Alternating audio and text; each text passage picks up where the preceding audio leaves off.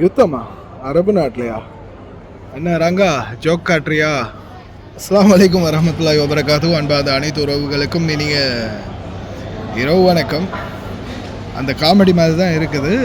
முபாரக்கியா souk தஹாப்னு கேள்விப்பட்டிருக்கீங்க இல்லையா? தங்கமெல்லாம் விற்கிற கடை, தங்க நகைகள்லாம் அதிகமாக விற்கக்கூடிய சூக் முபாரக்கியா. இந்த சூக் முபாரக்கியாவில் இப்போதைக்கு டைம் பார்த்தீங்கன்னா, நான் இந்த வீடியோ ரெக்கார்ட் பண்ணக்கூடிய டைம் வந்து 10:41 இந்த நேரத்தில் வந்து கடைகள் அடைச்சிருக்கிறாங்க. ஆனால் நான் இதுக்குள்ளே என்டர் ஆகும்போது பார்த்தீங்கன்னா, நான் நினைக்கிறேன் ஒரு 8 மணி இருக்கும். 8 மணி இருக்கும். நான் கடைசியாக ஒரு வீடியோ ஒன்று பப்ளிஷ் பண்ணேன். அந்த வீடியோ வண்டியில் இருந்து தான் ஷேர் பண்ணிவிட்டு அப்படியே உள்ளே இறங்கினேன். மாமா எல்லாரோடையும் வந்தோம்.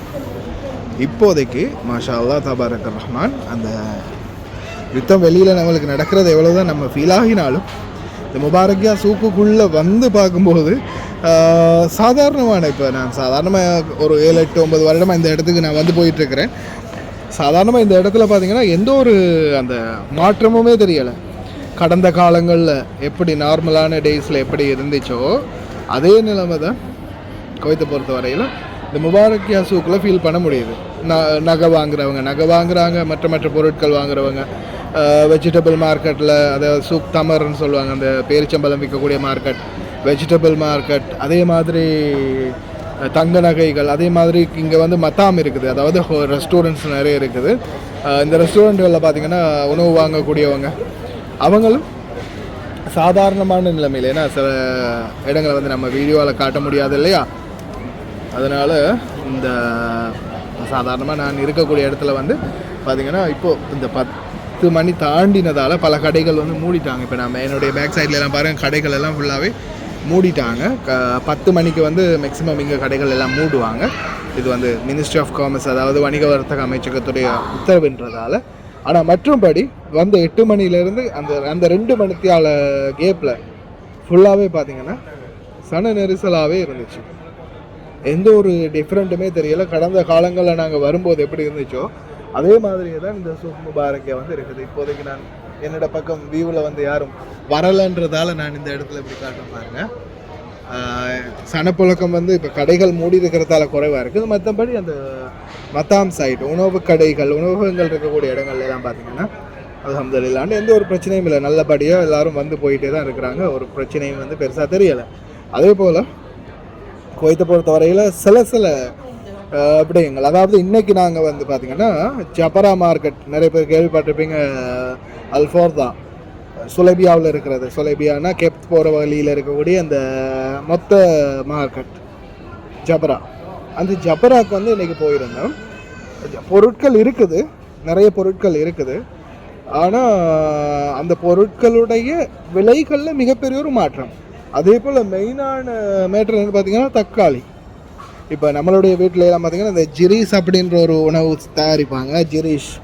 ஜிரீஸ் தயாரிக்கிறது பார்த்திங்கன்னா குறைஞ்சது தக்காளியே எப்படியும் ஒரு 10 கிலோவிலேருந்து 7-8 கிலோ தக்காளி வந்து ஜஸ்ட் அதுக்கு மட்டும் யூஸ் பண்ணுவாங்க. இப்போது மாமா வந்து ஜிரீஸ் தயாரிக்கணும் அப்படின்றதால சொன்னாங்க, ஜப்ரா மார்க்கெட் வரைக்கும் போய் பார்த்துட்டு வாங்க தக்காளி என்ன மாதிரி இருக்குது அப்படின்னு. ஆனால் ஜப்ராவில் போய் பார்த்த பிறகு தான் தெரிஞ்சிச்சு, தக்காளி அப்படின்ற ஒன்று காண்றதே அரிதாக இருந்துச்சு. அதுலேயும் குறிப்பாக பார்த்தீங்கன்னா தக்காளி வந்து இப்போ சாதாரணமாக முன்னாடி, அதாவது ஒவ்வொரு கடைக்குமே 100 கார்ட்டூன், அதாவது அந்த ரெஜிஃபோம் கார்ட்டூன் வந்து 100லேருந்து 200-300 கார்ட்டூன் தக்காளிகளை வந்து பார்க்கக்கூடியதாக இருந்துச்சு.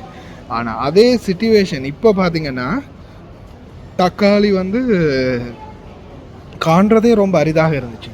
இன்றைக்கி தக்காளி நாங்கள் கொண்டு வந்தது ஜஸ்ட் வெறும் 2 கார்ட்டூன் தான். அந்த ஜெமியாவில் வந்து பார்த்திங்கன்னா நான் நினைக்கிறேன் ஒரு 1.5 தினார் மாதிரி விற்பாங்க.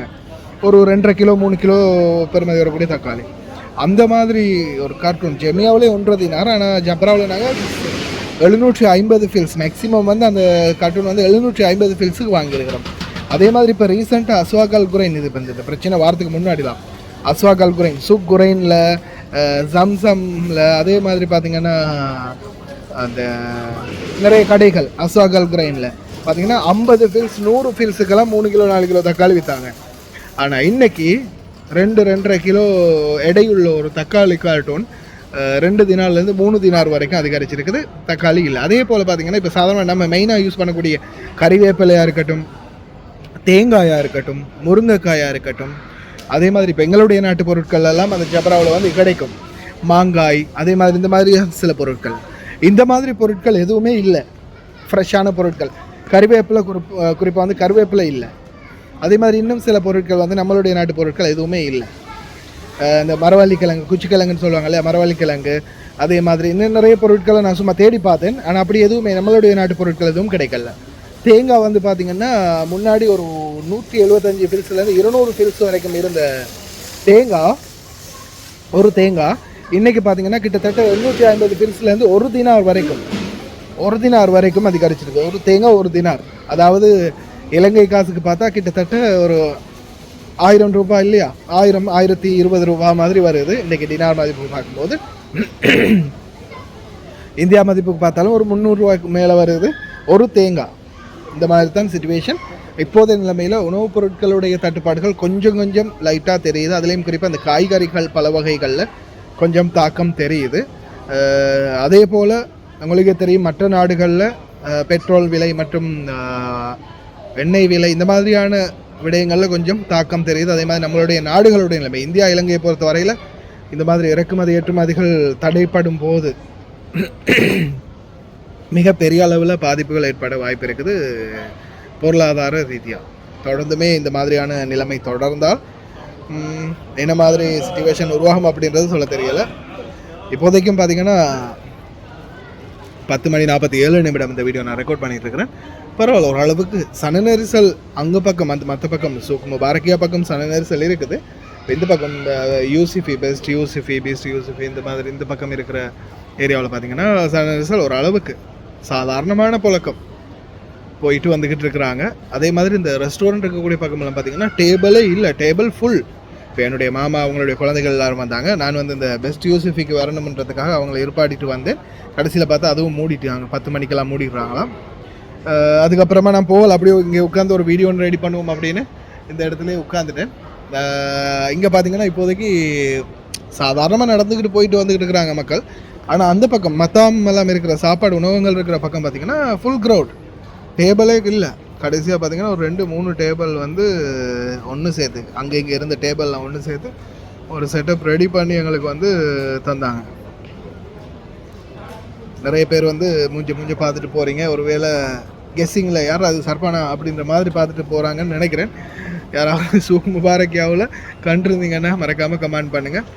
ஓகே ஃப்ரெண்ட்ஸ், ரொம்ப கவனமாக இருங்க. முடிஞ்ச வரைக்கும் குவைத்துடைய தொடர்ந்து இருக்கக்கூடிய அப்டேட்டுகளை கொடுக்குறேன்.